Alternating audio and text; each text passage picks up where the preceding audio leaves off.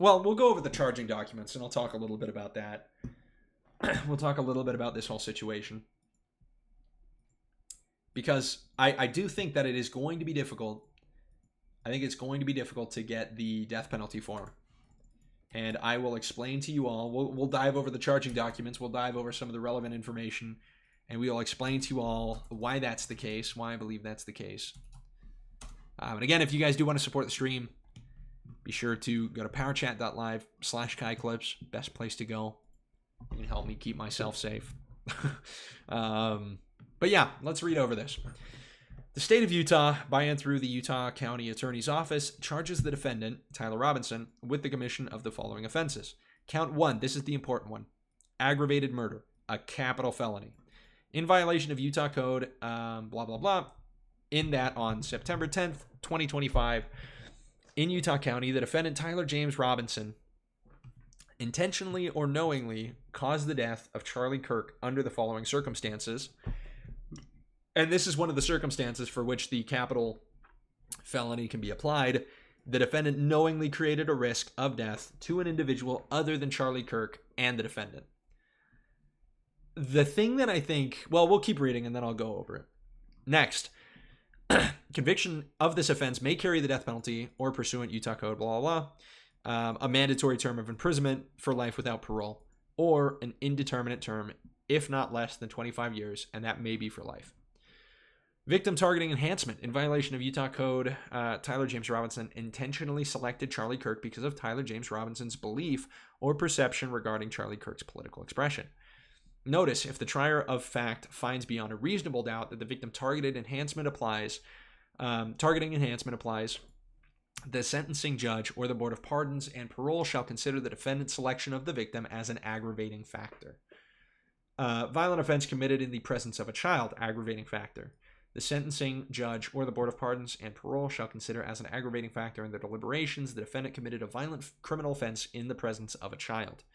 Count 2, felony discharge of a firearm causing serious bodily injury.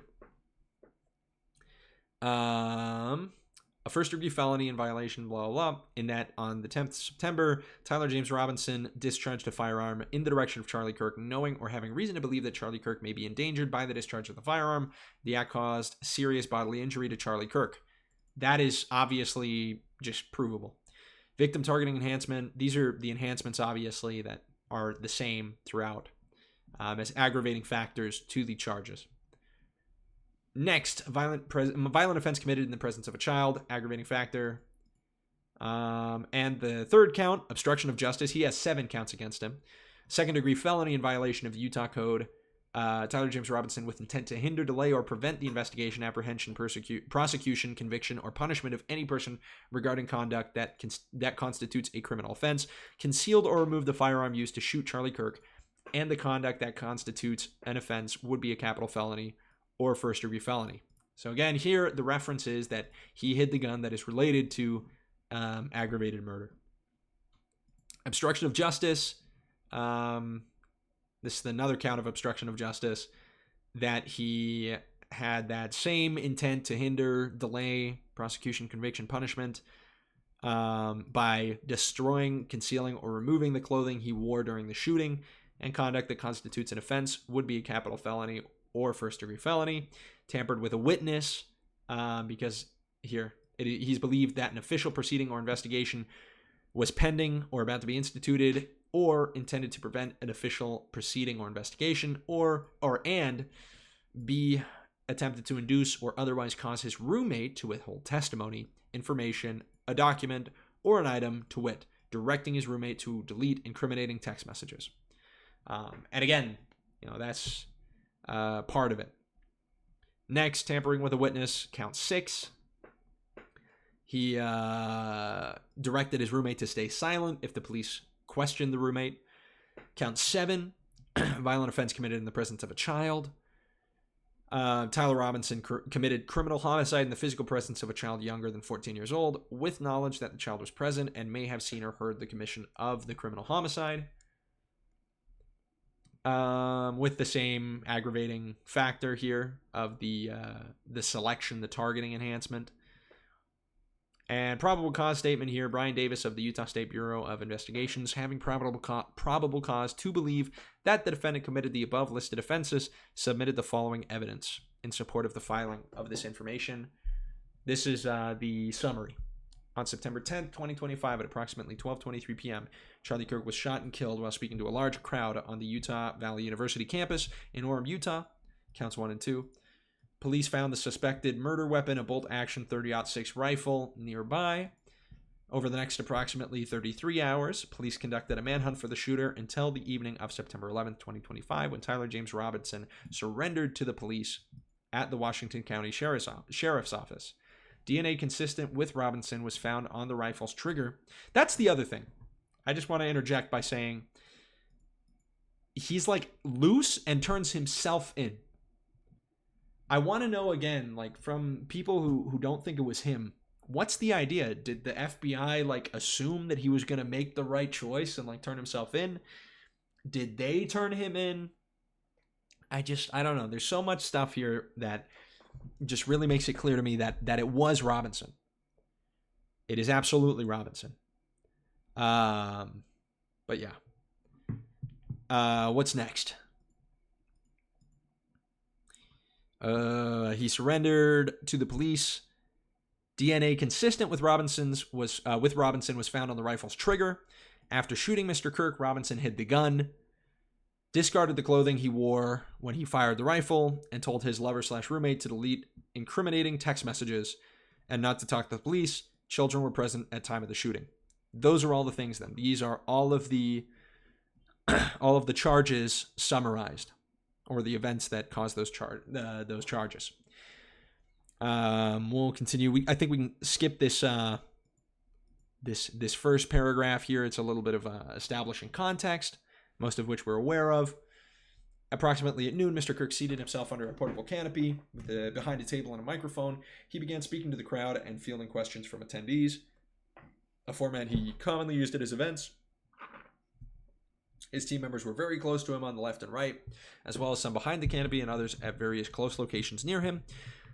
The large crowd surrounded Mr. Kirk on three sides. Temporary metal fencing separated attendees from Mr. Kirk by only a matter of feet, which also makes this difficult, right? Like if the shooter was at ground level and there's only a separation of a couple of feet between Charlie and any of the people standing around him, and the person standing in front of him, even less, how is it that this shooter at ground level gets away with this shot? I don't know.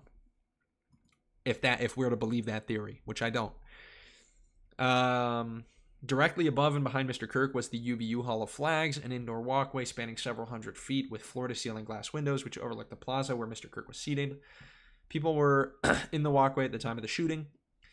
Approximately 15 minutes into the event, Mr. Kirk was answering a question about mass shootings by transgender individuals when a gunshot rang out. The bullet struck Mr. Kirk in the neck. He slumped to the ground almost immediately. The bullet's trajectory passed closely to several other individuals beside Mr. Kirk, including the questioner who was standing directly in front of Mr. Kirk. Children were visible near Mr. Kirk's stage when he was shot. The fact that the bullet's trajectory, like we reasonably know the bullet's trajectory. In order for them to have made that statement, made that claim, it would make us believe. Yo, hold on. Huge super chat. I'll finish up real fast. It would lead us to believe that we know the trajectory of the bullet. Coast again sent $30 as always. Keep up the great content. Hey, thank you so much, Patriot. Appreciate you helping out in the self-defense fund. Appreciate it big time. Truly a patriot. AR Costigan, was it? Hold on. Let me pull up our dashboard here. But yeah, big shout out, big yippee. We used to do that. We used to do that back in the day, back before my mission. For those who don't know, I used to make monkey noises. I used to make monkey noises in the chat, or for the chat, and I used to say yippee whenever we had a big super chat. But now I'm maturing. Now I realize that my monkey noises scare people away. But AR Costigan, thank you so much for the super chat. Can we get W's in the chat? Can we get W's in the chat for AR Costigan? Appreciate it big time. And Nixter for the $1 super chat. King Nub, let's flip and go. We got King Nub in the chat. Kira Cage. If it was Israel, he would have been Palestinian. Yeah, that's the other thing. Why does it help Israel at all to assassinate Charlie Kirk with like a totally normal white guy. I mean, they could come up with a radical pro-Palestinian, because that's even like, that makes so much more sense. This is probably one of the biggest parts. If this was a true conspiracy, the first thing we would know is the shooter's motivation. Think about that. Of what benefit is it to a foreign nation or to anybody who is assassinating somebody for a particular political or personal aim or goal, and to have that motive then not be totally and completely obvious to anybody who witnesses it? The fact that we are like trying to figure out the shooter's motives is, to me, great proof that this is not a conspiracy. Because when you have conspiracies, you have pretty easily identifiable or discernible motives. And in this case, we just simply don't have that. It's been a while. I mean, we do. It's obvious this was a left-wing shooter. But that's not an aim that directly benefits Israel, right? Would have been different if Charlie got assassinated talking about Israel, talking about the war in Gaza. That would have been a little bit different. But yeah, that's just something that always bothers me about these kind of things. If this was organized, you would have found a much better patsy than this guy, than Tyler Robinson. You can't make up 1,000 hours in VR chat. You just can't. Look. You just can't do it. I know the CIA's been up to MK Ultra. They were feeding LSD to people. But you can't force a guy to play 4,000 hours of Hearts of Iron 4. Sorry to tell you. but anyway, we'll keep going. Let's see. Approximately, blah, blah, blah. Mr. Kirk was shot. The bullet's trajectory, again, passed closely to several other individuals beside Mr. Kirk, including the questioner who was standing directly in front of Mr. Kirk. And was the bullet, if the bullet was shot from behind, you have so many more witnesses of it. You'd have witnesses of a muzzle flash. There would be so much more evidence. And there's multiple videos of this, within which none of like some shot, some muzzle flash from behind him is seen, because that's ridiculous. The surveillance investigation. At the moment of the shot, UVU police officer, the UVU officer was watching the crowd from an elevated vantage point. As soon as he heard the shot, he began to scan the area for threats. Believing the shot came from a rifle because of its sound, he looked for potential sniper positions. He noted a roof area approximately 160 yards away from Mr. Kirk as a potential shooting position and rushed there to look for evidence. The suspected shooting position is adjacent to an open, publicly accessible walkway. To access the suspected location, a person must climb over a railing and then drop to the roof only slightly below. He then walked to the suspected shooting position, confirmed a clear shooting corridor between the position and Mr. Kirk's seat. He also noticed markings on the gravel rooftop consistent with the sniper having lain on the roof. Impressions in the gravel potentially left by elbows, knees, feet of a person in a prone shooting position. Police reviewed surveillance from the camera covering the roof and discovered that it recorded an individual dressed in dark clothing. Again, that's how we knew it was not George Zinn. Crossed the railing from a public walkway and dropped onto the roof at approximately 12:15. Although the individual moved out of the camera's view for a short time, the camera again captured the individual running across the roof and then low crawling to the area the UVU officer recognized as where the suspected sniper had dropped into a prone shooting position. After a short time, which matches the known time of the shot, the individual rose and ran across the roof to the northeast. That's the other thing. It's a perfect timing. You have him get onto the roof, not much time passes, the shot occurs, and he runs. All of it, timing-wise, is perfect. It's almost as if the guy who we think killed him. Next, the discovery led to an intensive review of UVU surveillance recordings to attempt to track and identify the suspect. Surveillance revealed the following. At approximately 11:51, the suspect entered campus from the north, seen wearing a black shirt with an American flag in its center, a dark baseball cap, and large sunglasses. Throughout the surveillance, the suspect keeps his head down and rarely raises his head enough to get a clear image of his face. That, by the way, is probably why you don't have more of the footage. The only footage we got was footage that could aid in identifying him. As he proceeds across the campus, He is seen walking with an unusual gait. The suspect walks with very little bending in his right leg, consistent with a rifle being hidden in his pants. This unusual gait continues until the suspect is seen crossing the railing off the open walkway and onto the roof, where he leaves the camera's view. Yo! Thank you, Tice4M. Let's flipping blow. Tice4M sent $5 growing up in St. George and graduating at the same time and seeing the reactions of people I knew from high school. It is definitely not surprising, which is very sad to see. Yo! Let's go. You guys are on a roll. What the? Okay. Okay. Hayden sent $20. Here's to the pew pew. Question about it. What do you think about it being legal in Utah public colleges to open or concealed carry, with CFP, but highly regulated, if not impossible, at BYU? Yo, thank you. Hey, big shout out Tice4M and big shout out as well to Hayden. Can we get W's in the chat for those guys? Tice says, growing up in St. George and graduating at the same time, seeing the reactions of people I knew from high school, it's definitely not surprising, which is very sad to see. I think that's true. I think we severely underestimate how radical Gen Z has gotten towards the left. The divide truly is growing. The divide truly is growing so much, especially among young men and young women. But yeah, did you know this guy? Because he was my same age. This guy was my same age. He's 22 years old. Yeah, it's very surreal. It's very surreal. Tyler Robinson was born April 2003. I think he was, yeah, that makes him 22 as well. We're both 22 years old. It's nuts. Both 22. I was born in December. I was born 4 months prior. But yeah, very nuts. And very nuts as well to see some of the school people.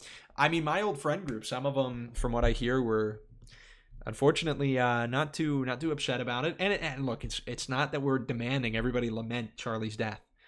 I think that's the most human thing to do, but I understand not everybody has to lament it. However, to cheer it is another thing. So I hope none of them did that, because that opens the door pretty quickly to, like, what if I died? What would my old friends say about that? I hope nothing bad, but you never know. I miss those guys. Good guys. But, yeah, distances, man. And then Hayden says, here's to the pew-pew. Here's to the pew-pew question about it. What do you think about it being legal in public colleges to open or concealed carry with a concealed firearm permit? Is that what it is, a CFP? Concealed firearm permit? But highly regulated, if not impossible, at BYU. Well, what it has to be, what it is, it's a public college versus a private college thing. It's actually very difficult. Like, I don't know how I feel about campuses being like spaces to carry on. It is an interesting question. My general disposition is that, you know, if more good guys with guns beats more bad guys with guns. But it is also the case that, like, this shooting, you know, it couldn't have been prevented by somebody with a concealed carry. So it's not like it's not that I absolutely hate BYU for them regulating it. They're a private university, that's their right. But I think generally we ought to free up carrying. I think that ought to be the general trend. It ought to be either you get more police officers on campuses, or you open up more carrying permits, because it is really, you know, I had a debate actually with my sister about this for the first time in forever. For the first time in forever, man, I had a conversation about guns and about, like, gun control. I haven't had a debate about gun control in so long. So I was like, you know, I was rerunning the old Ben Shapiro videos. Speaking of December 17th, how's about another Kai opens gift streams? That is a classic. Kai opening gifts. Okay, totally a tangent. Dude, I feel like I have ADHD. What's going on with me? But yeah, if you guys would send stuff, I'd be down to reopen the PO box, because we had a bunch of cool stuff come through the PO box. It was pretty epic. There's some good clips from it. The opening gift stream, that was pretty awesome. Kai's a week younger than me. Are you a Christmas birthday? That's pretty epic. What were we just talking about? Dude, I hate this. Oh, yeah. So I was rerunning the Ben Shapiro programming about, gun control. Well, actually, none of the proposed gun control legislation would have stopped this issue. Bad people will still get guns. So I was like rerunning that, and it was crazy. It's been so long. Because I feel like, the gun control debate, it's like, that's one that's just over. You kind of all get the sense of it. You kind of all know what's going on. But yeah. Oh, wait. If I'm younger than you, that would make you December 10th. What am I saying? I'm a little retarded. But yeah. Anyways. Gun control debate with sis. Yeah, classic. But no shouting. We're very respectful. She's awesome. Tropical Pepe, he was shot in the back. I don't even know what you're talking about, dude. What are you? Okay, let me check my Twitter. I don't know what this guy's talking about. This guy's schizo posting. Let me check the Twitter. Let's see what's happening.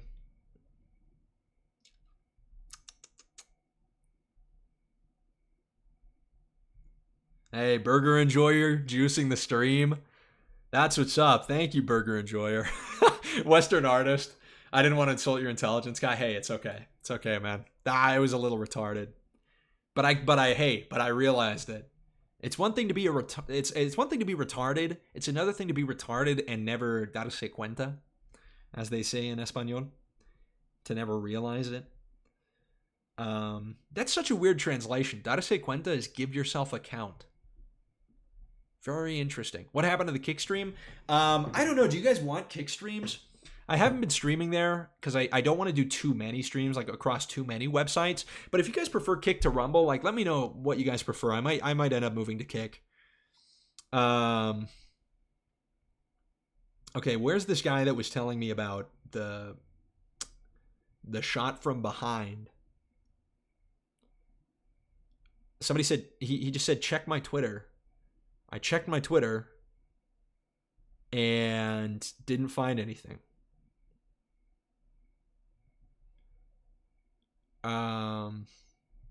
Yeah, didn't find a thing.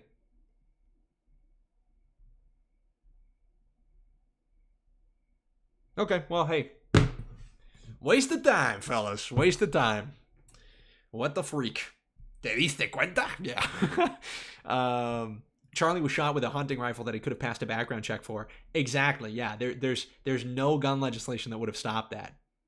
There's nothing that could have stopped that murder from happening. And the other thing is, like, there's a ton of murders where, dude, if a guy doesn't even matter. I'm muted? I can't be muted. Are you kidding right now? Nah, you're lying. You're messing with me. That is the shooter. So what we're gonna do? Yeah. There's nothing. Stop lying to me. You're muted. Why do I listen to girls in the chat, guys? Worst mistake of my life. Anyway. Yeah, no gun control legislation could have stopped that. And you get to a certain part where it's like, bruh, dude, if somebody just like pulls a gun on you, even if it was like a handgun, I don't think he could have been stopped. There's very few cases. I'll caveat this by saying, there was the shooting at the church in Texas that was stopped literally before the guy could kill anybody, because there was a dude in the crowd who had a gun, who was concealed carrying, and just drew it and shot the dude. One tapped him. That was a crazy story. And that's a good thing to cite. It's like there are cases where concealed carrying saves lives in these kind of like what could potentially be mass casualty events. But yeah, you're right. It's like, this is like, what are we going to do? Ban hunting rifles? Also, it was a birthday present. How are you going to regulate that? So we'll dive back into the documents, but that was some necessary background. Let's see what else we got. Where did we leave off? Yeah, as the suspect walks away with this strange gait, a camera later captures the suspect as he runs across the roof to the suspected shooting position. Immediately after the shot was fired, camera captures the suspect running across the roof carrying an item whose shape is consistent with a rifle. The suspect is then seen climbing down the roof, or from the roof. He appears to drop the item he was carrying as he hits the ground in a controlled fall. He then picks up the item and runs towards the northeast end of campus. Expanded crime scene investigation. Law enforcement officers followed the suspect's escape path to the northeast end of campus, where they believe the suspect left campus and entered a wooded area. In that wooded area, investigators found a bolt-action rifle wrapped in a towel. The rifle contained 1 spent round and 3 unspent rounds. This is consistent with the facts officers observed at the time of and immediately after the shooting. No shell casings were found on the roof, suggesting a bolt action rather than an auto-loading weapon, and only a single round was fired. Now, here's the other thing, and this is where we get to the important detail. You guys remember how in the charging document, and you remember how with aggravated murder, one of the thing that they are relying on, the proof that they are relying on, is this part right here. It is that the defendant knowingly created a great risk of death to another individual other than Charlie Kirk and the defendant. It's not going to be possible, I don't think. And I'm not a lawyer, I'm not a prosecutor. I'm hoping to study law, so I'll know a lot more about this. But you think about it, there was no shell casing. Sure, he brought 4 rounds with him, but there was no shell casing, which means he did not even, pull back the bolt. He did not discharge the shell. Which means, after firing his shot, he had no intent to chamber another one to take another shot. It seems that he had 1 target, he shot his 1 target, that was it. Now, where they're going to have this debate, what this is all going to come down to is if he knowingly created a great risk of death to another individual as a ricochet, or the bullet penetrating through Charlie and hitting somebody else. Because like we read later in the charging documents, the bullet passed very close. The trajectory of the bullet passed very close, or passed closely to several other individuals beside Mr. Kirk. The issue is, again, this word, knowingly. The defendant knowingly created great risk of death. So I think the prosecution is going to have to argue he understood that he could have missed. He understood the bullet could have gone through, like he knew the bullet could have penetrated Charlie and then gone to somebody else. Or he understood, or he knew that it could have not hit Charlie. And I don't think that's a terribly difficult thing to argue. But I don't think they're going to be able to argue any kind of risk to anybody else other than Charlie based off of 1 round being spent. And that was it. So that's something that I think is going to make it a little more difficult than a lot of people assume to actually get the capital punishment on this case. But yeah, that's kind of my perspective on it. That's what I'm thinking. That's what I think is the nuance, bro. I'm a bit of a nuance bro. That's what I believe the nuanced perspective of this all is. He put people in danger not knowing if people were behind Charlie. That's what I think it was. But if he didn't know if people were behind Charlie, that's another issue. Because then he is actually not, like if you look at what you said there, if he didn't know anybody was behind the tent, then he didn't knowingly endanger more people. That's the super specific phrasing.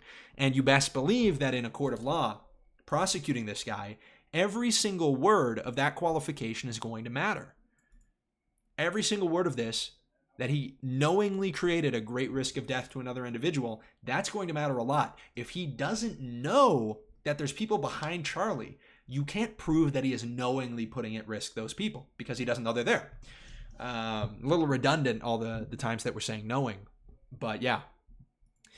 Biolysis says he had multiple bullets, though, with engravings. Can be interpreted that he could shoot multiple people, or just in case he missed, which is reckless to the public. And that's, again, the fact that he brought more than 1 bullet is going to be something to argue about. But it's not necessarily about the capacity to kill. It's more so about when he's there, what he does end up doing, right? And I think especially the fact that he didn't even eject the shell from the bolt-action rifle I think that leads me to believe, because if you're going to fire a second shot, if you're going to like even chamber it, you're pulling back the bolt, the shell is being discharged, or discharge is probably a bad word for it because it makes it sound like the gun's going off. The shell is being ejected. Correct me if I'm wrong, anybody here who knows about this gun or about bolt action rifles better than I do. But the fact that he did not even do that, I think is just going to make this super difficult for the prosecution. But we'll see. We'll see what happens.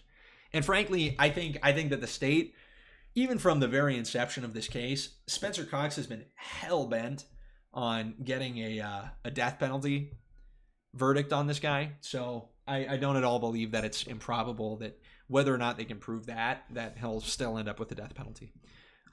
Anyway. Each round on the rifle contained an etched inscription as follows. Fired cartridge. Notices bulge. Oh, what's this? Hearing, by the way, what's his name? Hearing Spencer Cox say that was crazy. This, dude. This is nuts. Oh, by the way, for everybody who wants to I feel like I keep interrupting myself. Yo, Stick of Joseph, what's going on? Good to see you, man. Good to see you in the chat. We're discussing kind of some of the issues with that the prosecution is going to have with this. We're talking specifically about the fact that he fired one shot, and in the state of Utah, in order to apply the death penalty, you have to have aggravated murder.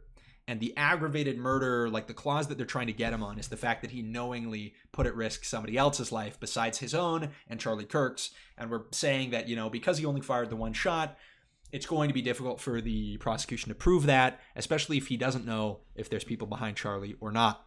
But of course, I think the prosecution is going to be able to argue that there are so many people around Charlie that he is knowingly putting them at risk, especially if he's not a competent marksman.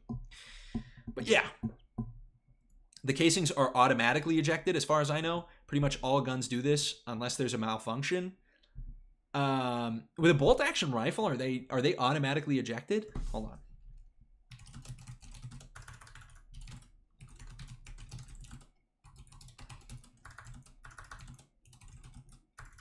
We're going to Google this. I don't want to be wrong.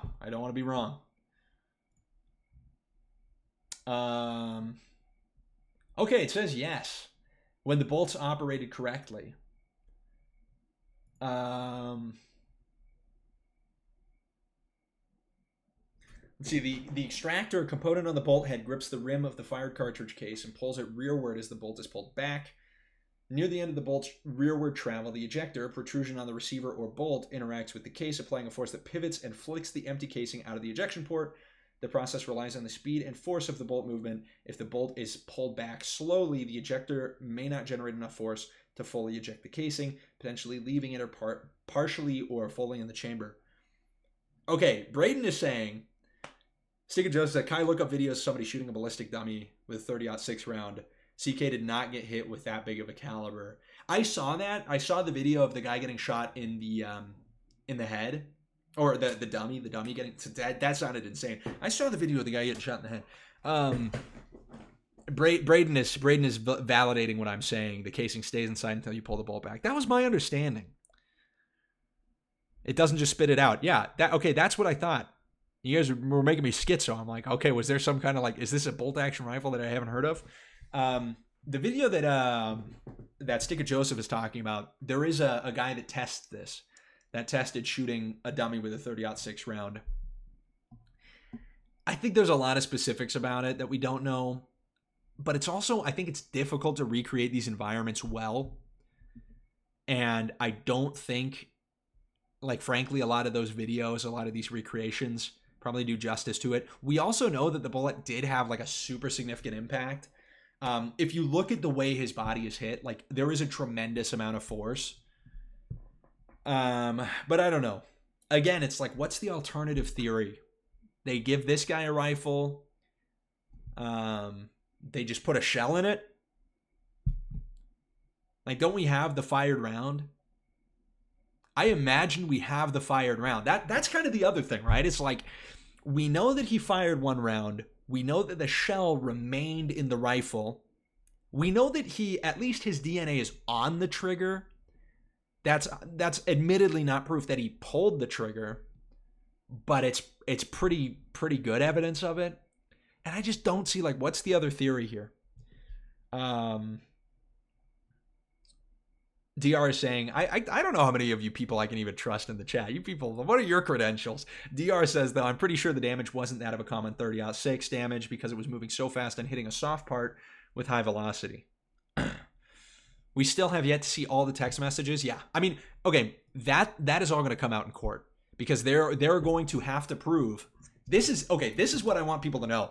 All of his motive is going to come out in court because the prosecution is going to try and prove the aggravating clause, right? This aggravating clause that they're looking for, where is it?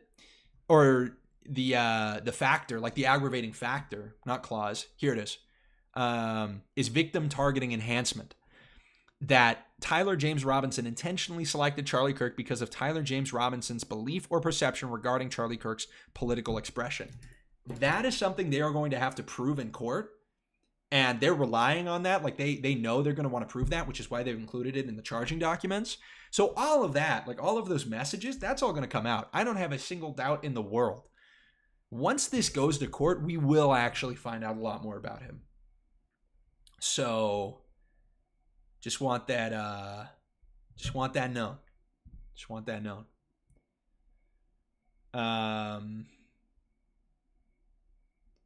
Yeah. Elizabeth says, adrenaline dumps post-firing the first round makes sense that he wouldn't cycle. Cycling the round isn't pulling the bolt back and, what would you call it? Chambering the second? Especially if his brain immediately went, I need to get out of here. Exactly. I mean, that's what I think happens. He shoots a shot. The shot works. Like he kills his target. I don't think anybody else there was his target. And he gets scared and runs out because he probably has never taken anybody else's life. Doesn't look like a small caliber. Yeah, that's what I'm saying too. Like the video, the impact, it rocks his entire body. I thought it was a shot to the chest because his entire body rocks from the impact of the bullet. There was actually a doctor. This was interesting. This is something that I think is going to, frankly, make the prosecution's argument a little bit easier. There was a, where is this? There's a doctor. I was just reading something about that. There was a doctor who was saying something akin to that. It was basically a miracle that Charlie's body stopped the bullet. And the fact that he did, here, hold on. I'm going to look this up. Miracle Charlie Kirk stopping bullet. I was just reading this. Yeah, here it is. Hey, let's go. Thank you, Colin. Appreciate you, big dog.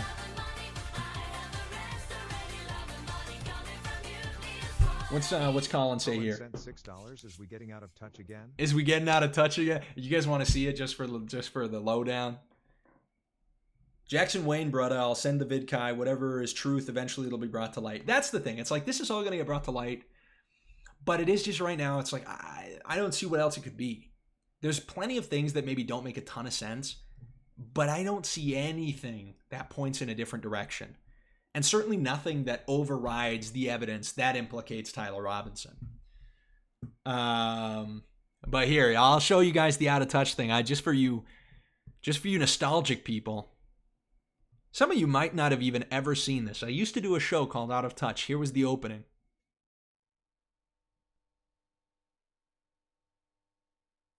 And then the background. Oh, what the? I'm way too big. The background to Out of Touch was like this. That was our background. We had the logo, the Out of Touch logo down here. Good times, man. Hey, who knows? Hey, you guys haven't seen the mate that I'm using right now. Got this in the Mission. It's literally the Out of Touch logo. Check that out. Here, hold on. I'll show you guys. Boom. Compare them. It's the Out of Touch logo. Check that out. Out of Touch with KaiClips, except reversed. That is pretty based, huh? The paint has rubbed off. Rubbing off the paint. The paint has rubbed off a little bit. And then at the top of the mate, it says, I don't know if you can read that super well. says chipper and jovial. So that was a huge perk of the mission, dude. Mate transformed. I mean, the mission transformed and changed my life forever. I will never be the same person. It was such a miracle. I grew so close to Christ. But frankly, Mate, just as revolutionary. Stick and Joseph sent that. If you guys want, we can watch this. I think this is the video that I've already seen.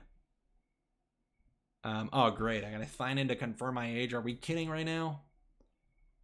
Let me see if I can still pull this up.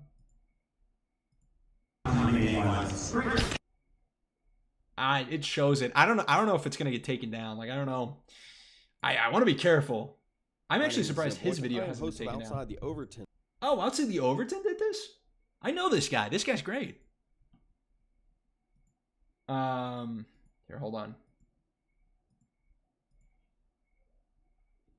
Yeah, he like analyzes entry wounds and whatnot.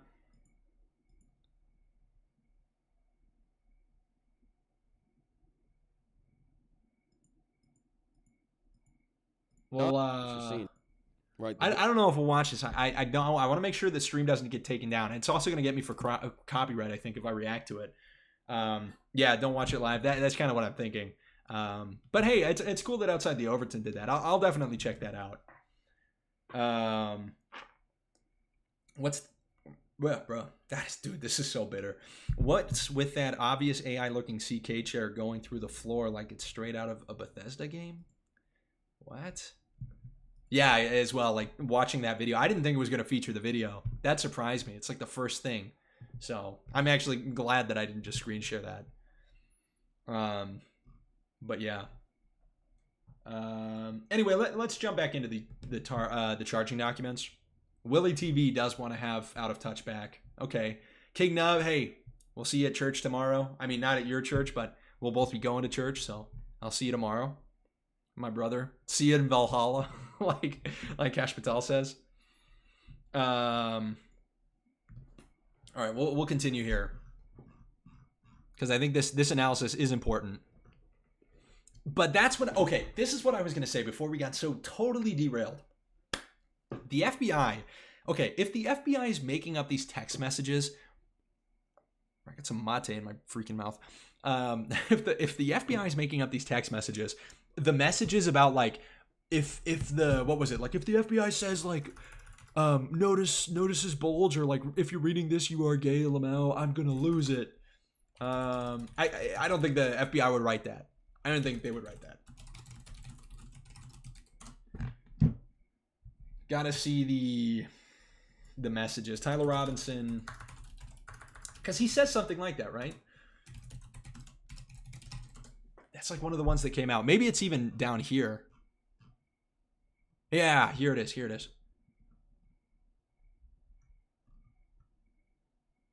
Also, this was crazy. I never realized this. He misspells fascist. Oh, I'm not even sharing the screen. My apologies, fella. There we go. He doesn't even spell fascist right. Like, no offense. Dude, if this was an FBI agent, 100% they're spelling fascist correctly. They are 1,000,000,000% spelling fascist correctly. They are not spelling it fascist. I guarantee you. I guarantee you. I actually didn't even realize that. I don't think I'd ever seen the actual messages written out like that. That's crazy. The classic, you know, this is the Achilles heel of so many left-wingers, is they cannot spell fascism. They call everybody a fascist, and yet they will not ever spell it correctly. Crazy.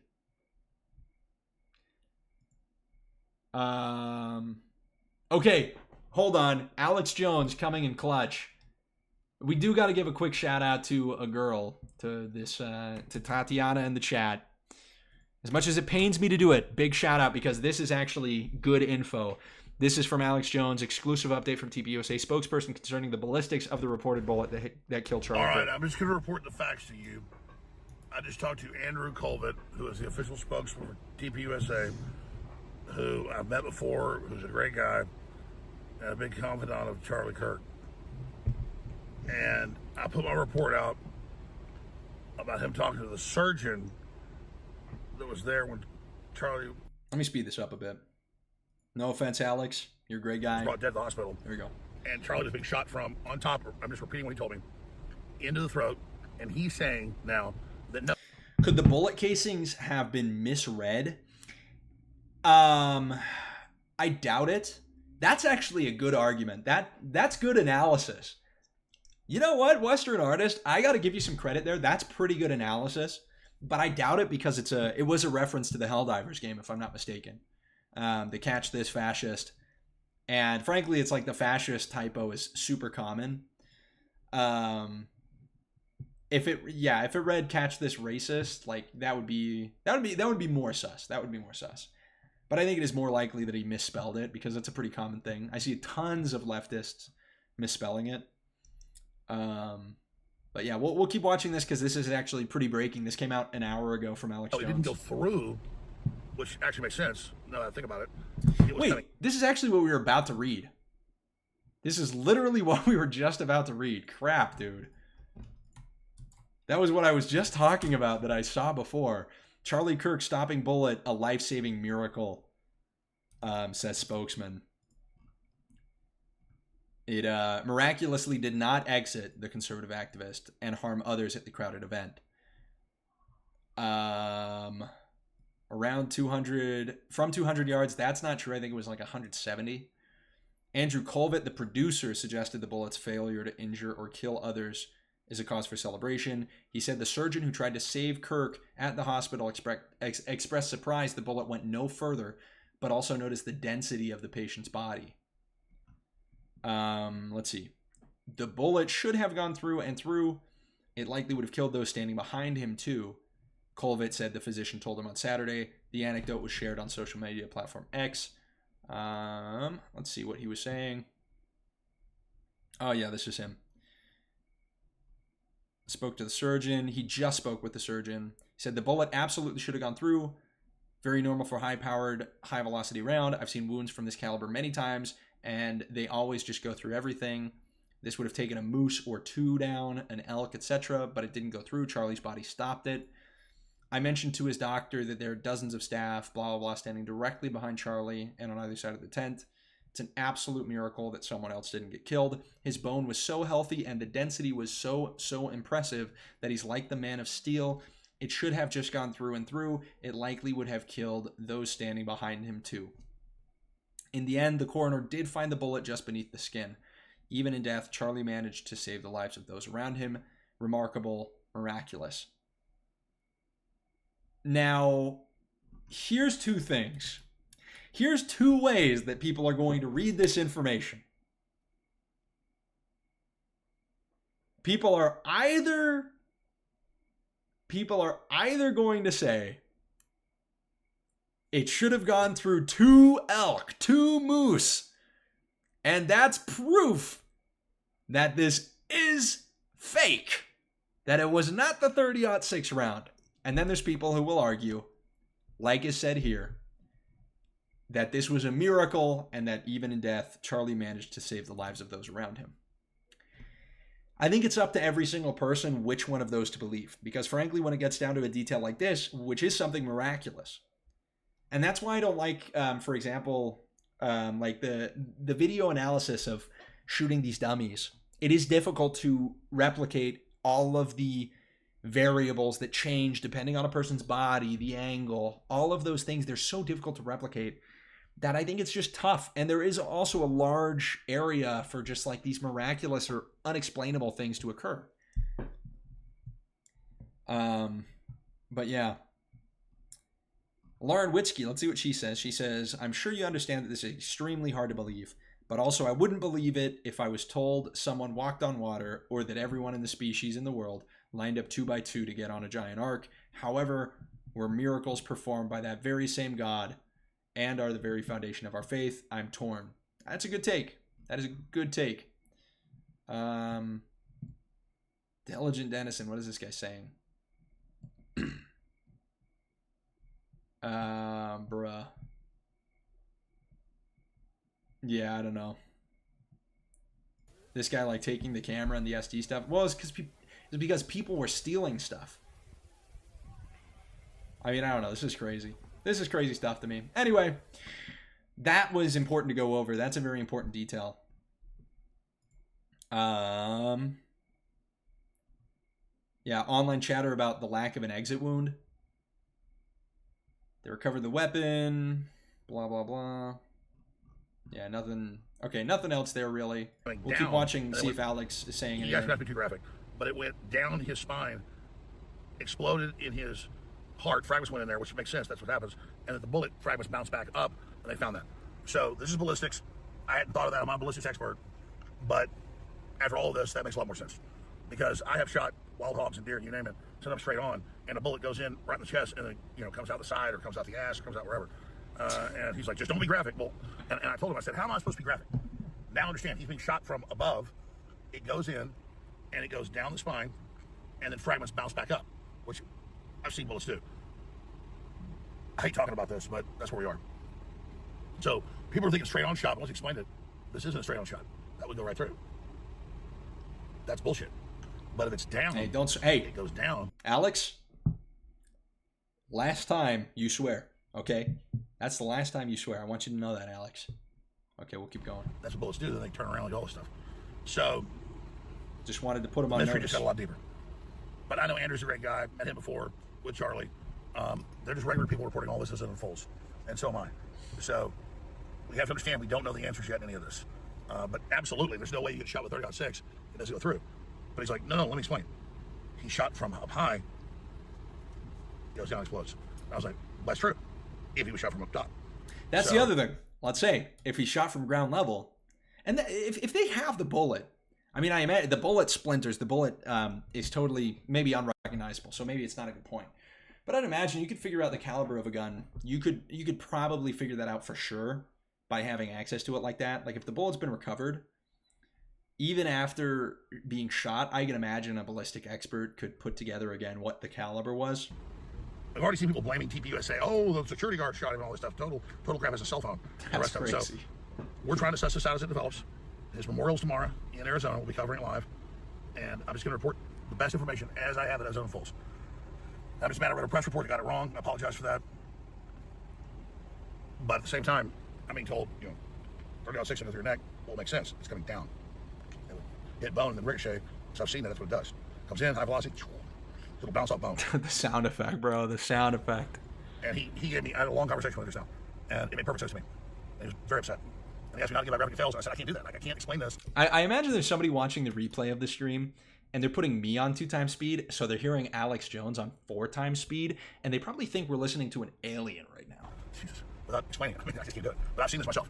So, let ballistic experts on will break it all down. That's the facts as we know right now. God bless you all. God bless Charlie Kirk. We're in freedom. I took my daughter shopping today. I might do that twice a year. Took her to Maine, North Austin. What? How did we get to I took my daughter shopping today? I saw 2 Charlie Kirk shirts. 1 Charlie Kirk, oh, okay. 1 freedom. And so that's exciting. God bless Charlie Kirk. True. Thank you, Alex. What else did you say? BB gun or something. I mean, ladies and gentlemen, you can shoot an old refrigerator. All right, about an hour ago, while I was literally driving, I saw reports. Hold on, which one of these was posted more recently? Is he quote tweeting himself? This was at 9:26. Maybe, yeah, he's responding to himself. He's quote tweeting himself. I thought this was an added tweet. So, okay. Anyway, that was important to go over. We'll dive back in. He's got these things. But yeah, what I was saying before, where was this?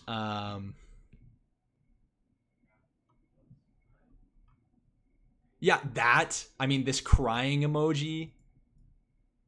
Like, I don't think the FBI would have used that. The FBI would have totally used a real emoji. Yeah, there it is. Only thing I left was the rifle wrapped in a towel. Remember how I was engraving bullets? The effing messages are mostly a big meme. If I see notices bulge ooh on Fox News. On Fox New, by the way. On Fox New, I might have a stroke. All right, I'm going to have to leave it. That really effing sucks. Yeah, I don't know. I think there's lots of things about this that seem totally normal. people were saying, like, how will I explain losing it to my old man? Dude, this guy's, like, from southern Utah. I get that. It's like, that's not the craziest thing ever. Everybody's making this out to be crazy. It's not. I really don't buy the hype of these messages being, like, FBI messages. Don't get that at all. Replace Kimmel with Kai. Could be. Could be awesome. That could be freaking awesome. Saturday Kai Live. Saturday Night Kai. Wait, it is. It's Saturday night. I didn't even realize it's Saturday Night Kai. But Jimmy Kimmel didn't do SNL. What am I talking about? What am I talking about? Anyway, let's keep going. Those were the engravings. The rifle, ammunition rounds, and towel were sent for forensic processing. DNA consistent with Robinson's was found on the trigger, other parts of the rifle, the fired cartridge casing. That's another thing. Wait. Hold on. Okay, this is interesting. Didn't they say that the casing didn't get ejected? Didn't we read that? Am I tweaking?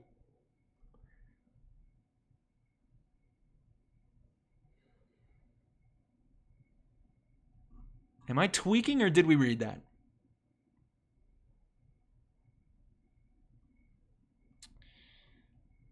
Huh.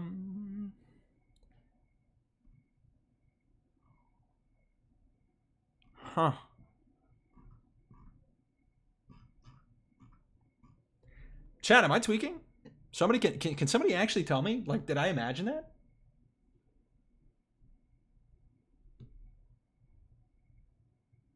Am I imagining that? I thought they mentioned that. Okay, well, we'll keep reading. That kind of undoes a lot of what we were saying earlier.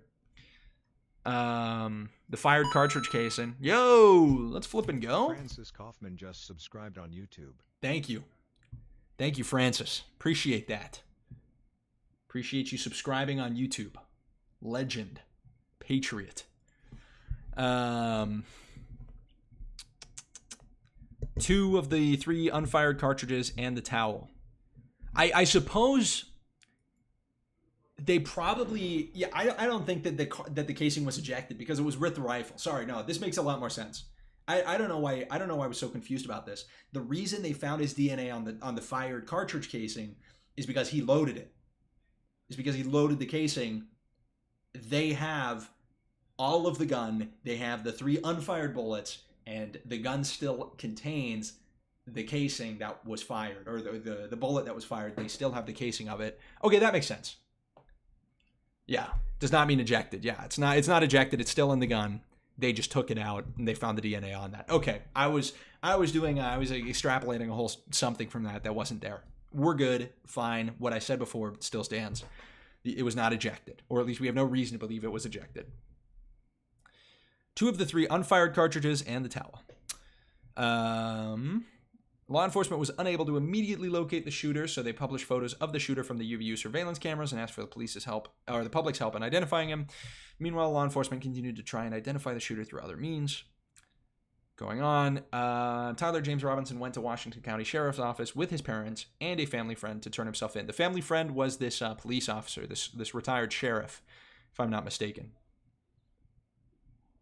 Robinson's mother stated the following to police. The day after the shooting, Robinson's mother saw the photo of the shooter in the news and thought the shooter looked like her son. Robinson's mother called her son and asked him where he was. He said he was at home sick and that he'd also been at home sick on September 10th. Robinson's mother expressed concern to her husband that the suspected shooter looked like Robinson. Robinson's father agreed.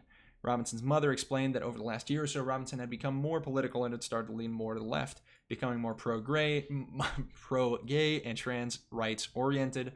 She stated that Robinson began to date his roommate, a biological male who was transitioning genders.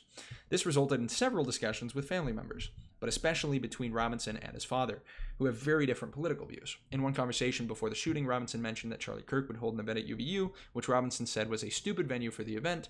Robinson accused Kirk of spreading hate. Robinson's father reported when his wife showed him the surveillance image of the suspected shooter in the news, he agreed it looked like their son. He also believed that the rifle that police suspected the shooter used matched a rifle that was given to his son as a gift. As a result, Robinson's father contacted his son and asked him to send a photo of the rifle. Robinson did not respond. However, Robinson's father spoke on the phone with Robinson. Robinson implied that he planned to take his own life. Robinson's parents were able to convince him to meet them at their home. As they discussed the situation, Robinson implied that he was the shooter and stated that he couldn't go to jail and just wanted to end it. That's what I'm saying. If this is an FBI setup, if there's anything just truly conspiratorial about this, why doesn't he just kill himself? Why don't they make him kill himself? That would tie up so many loose ends. By the way, why do they get him to use a weapon that was given to him as a gift by his family years prior? It's another one of these things where it's just like, this is too convoluted. Again, you can't make an MFA play 1,000 hours of VR chat. You can't create those kind of people. Anyway, we'll keep going. The family friend spoke to police, reported telling Robinson that it would be best if he brought all the evidence. Oh, no, we didn't finish this. When asked why he did it, Robinson explained there's too much evil and the guy Charlie Kirk spreads too much hate. They talked about Robinson turning himself in and convinced Robinson to speak with a family friend who was a retired deputy sheriff. At Robinson's father's request, the family friend met with Robinson and his parents and convinced Robinson to turn himself in. The family friend spoke to police and reported telling Robinson that it would be best if he brought all evidence with him to the sheriff's office to avoid police having to search his parents' home. The family friend also asked Robinson if he had any clothes that were related to what he did. Robinson replied he had disposed of the clothes in different areas. Police interviewed Robinson's roommate, a biological male who was involved in a romantic relationship with Robinson. The roommate told police that the roommate received messages from Robinson about the shooting and provided the messages to the police. And these are the messages. Drop what you're doing, look under my keyboard. The roommate looked under the keyboard and found a note that stated, I had the opportunity to take Charlie Kirk out, and I'm going to take it. The police found a photograph of this note. This, by the way, this part in the middle here that the roommate looked under the keyboard and found a note, that's not part of the messages. That's because the police found that note. The following text exchange then took place. After reading the note, the roommate responded, What? You're joking, right? I'm still okay, my love. But I'm stuck in Orem for a little while longer yet. Shouldn't be longer until I come home. Okay, this to me, everybody's blowing up about this. You should ask yourself, if the FBI is trying to set this guy up, if some conspiracy is occurring, frankly, it's weirder that the FBI would choose to write that way. It makes a lot of sense that a kind of autistic, hyper-intellectual, or at least very smart kid who's also a little bit nerdy and in meme culture would wax eloquent, wax poetic, and say, but am stuck in Orem for a little while longer yet, then that the FBI attempting to make themselves look like a kid would write that, frankly. Next, shouldn't be long until I can come home, but I gotta grab my rifle still. To be honest, I had hoped to keep this secret till I died of old age. I'm sorry to involve you. You were the one who did it, right? I am. I'm sorry. I thought they caught the person. No, they grabbed some crazy old dude, then interrogated someone in similar clothing. I had planned to grab my rifle for my drop point shortly after, but most of that side of town got locked down. It's quiet, almost enough to get out, but there's one vehicle lingering. Why? Why did I do it? Yeah. I had enough of his hatred. Some hate can't be negotiated out. If I am able to grab my rifle unseen, I will have left no evidence. Going to attempt to retrieve it again. Hopefully they have moved on. I haven't seen anything about them finding it. This, to me, just reads like he feels like he's in a movie. He is romanticizing what he has done. It's sick. Yo! Neffits Blue. Thank you so much for the huge super chat over there on Rumble. He just sends period. Appreciate that, big dog. What the?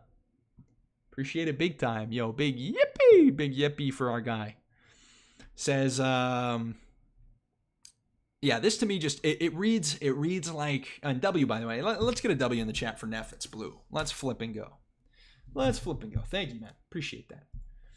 But yeah, it's like, this to me, he feels like he's in a movie. He feels like he is a cool movie character. How long have you been planning this? A bit over a week, I believe. I can get close to it, but there is a squad car parked right by it. I think they already swept that spot, but I don't want to chance it. Robinson replies then after, I'm wishing I'd circled back and grabbed it as soon as I got back to my vehicle. I'm worried what my old man would do if I didn't bring it back Grandpa's rifle.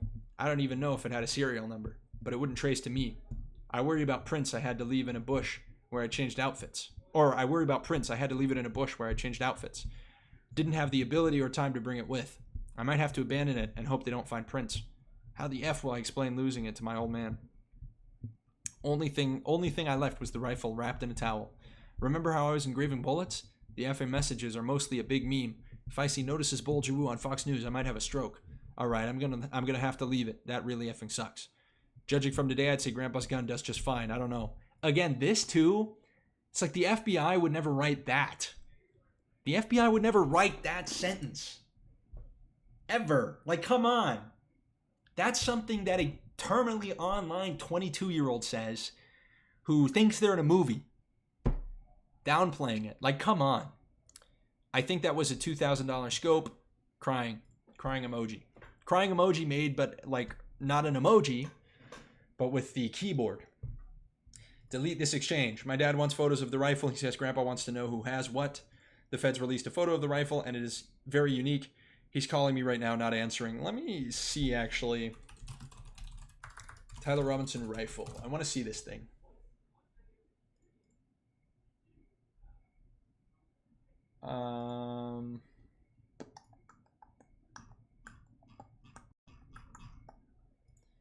When did they release that?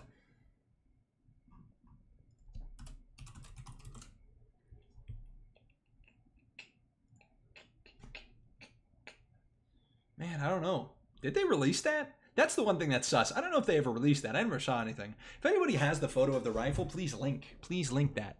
Because I don't know if I ever saw that. Anyway, says, since Trump got into office, my dad's been pretty diehard MAGA. I'm going to turn myself in willingly. One of my neighbors here is a deputy for the sheriff. That's another thing. Deputy for the sheriff? No, he's... No, yeah, that's true. That's true, actually. He's retired, but yeah. You are all I worry about, love. I'm much more worried about you. Don't talk to the media, please. Don't take any interviews or make any comments. If any police ask you questions, ask for a lawyer and stay silent. And then they do the search of Robinson's residence. They discovered a shell casing with etchings like the etchings found on the shells in the rifle near UVU. Police also found several targets with bullet holes in Robinson's home. Aggravated murder pertains to Robinson's shooting and killing of Charlie Kirk in a manner that exposed others, in addition to Mr. Kirk, to great risk of death. Count 2, felony discharge of a firearm, pertains to his shooting toward Kirk, knowing that doing so would endanger those in the bullet's path. The shot caused serious bodily injury to Mr. Kirk, ultimately resulting in death. Count 3, obstructing justice, pertains to Robinson's removal and hiding of the rifle. Count 4, obstructing justice, pertains to Robinson's removal and hiding of the clothing he wore when he shot Mr. Kirk. Count 5, witness tampering, pertains to Robinson's statement to his roommate telling his roommate to delete the text exchange that followed the shooting. Count 6, telling the roommate telling his roommate if any police ask you any questions, ask for a lawyer, stay silent. Count 7, violent offense. Violence offense? Did they misspell that?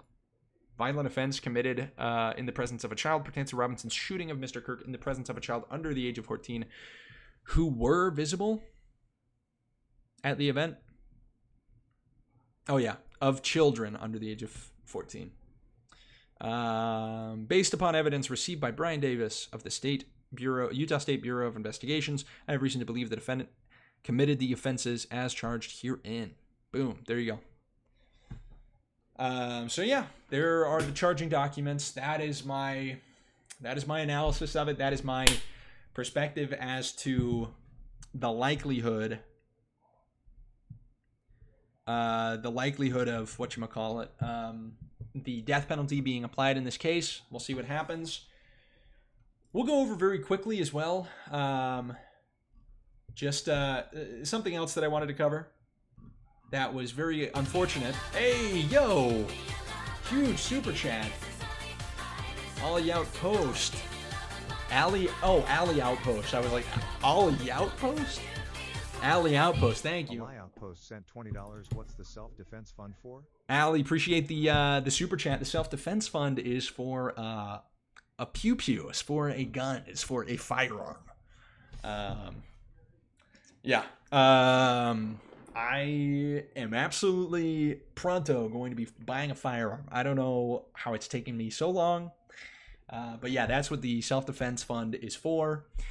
I still don't know exactly what I'm going to get.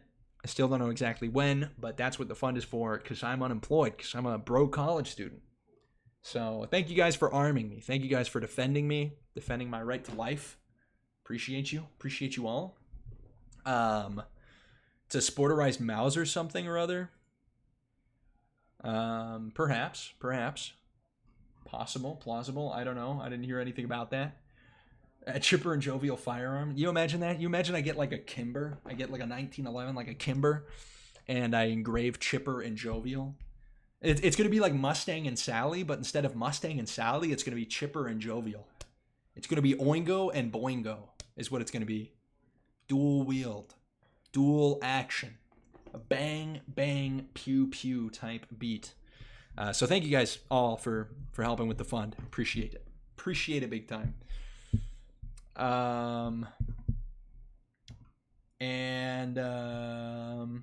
was I going to say? Oh, yeah, we're going to move on real fast to something that I wanted to cover. What the? Move on to something. Who's that cringe guy? What a stupid gay voice. We'll jump into something that I wanted to cover because it was, frankly, it's a perfect little irony. For self-defense. Obviously, for self-defense. That's why it's the self-defense fund. Yo, Matt, what's going on? Quirky and Chungus. Big and Chungus. Yep, so true, Chucky. That's what we'll call them. We'll get it engraved. We'll get it like an ivory handle. Anyway,